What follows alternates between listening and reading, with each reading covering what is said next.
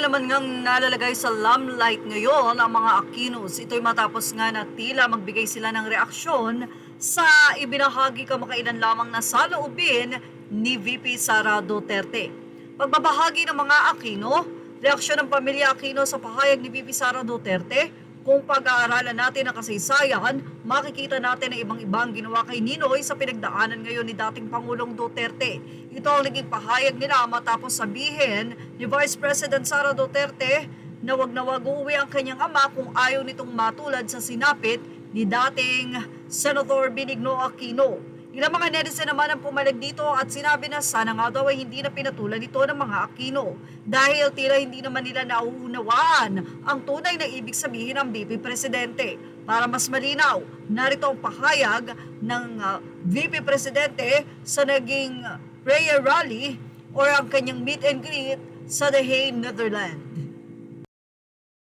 Mga araw na nandoon ako, isa yan sa paulit-ulit niyang sinasabi, kailan mo ako mapalabas dito dahil darating ang eleksyon, mag-mayor pa ako ng syudad ng Davao. Gusto niyang umuwi. Sinabi ko din sa kanya yon pa. Sabi ko, yung kagustuhan mo na umuwi, yan din yung katapusan ng buhay mo. Magiging Ninoy Aquino Jr. So, on that point, he is okay. Okay naman siya. Pero as a lawyer, kasi alam niya yung batas eh. Alam niya kung anong nangyayari. Kaya medyo persuasive siya. And lagi niyang inuulit-ulit kung ano yung kailangan gawin para sa kanyang kaso. At lagi siyang nagtatanong ng timelines dahil alam naman natin sa korte ay medyo may kabagalan. Diba? Magsasagutan ang prosecution at defense. Maraming mga papel na kailangan ipasok at antayin ang oras. Kaya siya din ay insistent sa mga timelines niya.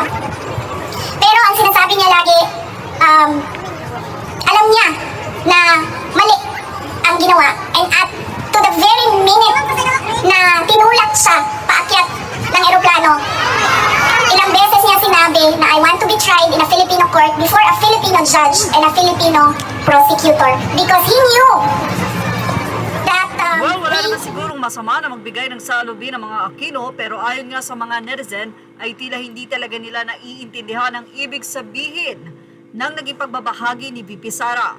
Ang para sa kanya, huwag na munang umuwi si dating Pangulong Duterte para sa safety nito dahil hindi niya alam kung ano ang nag-aabang na banta sa kanya.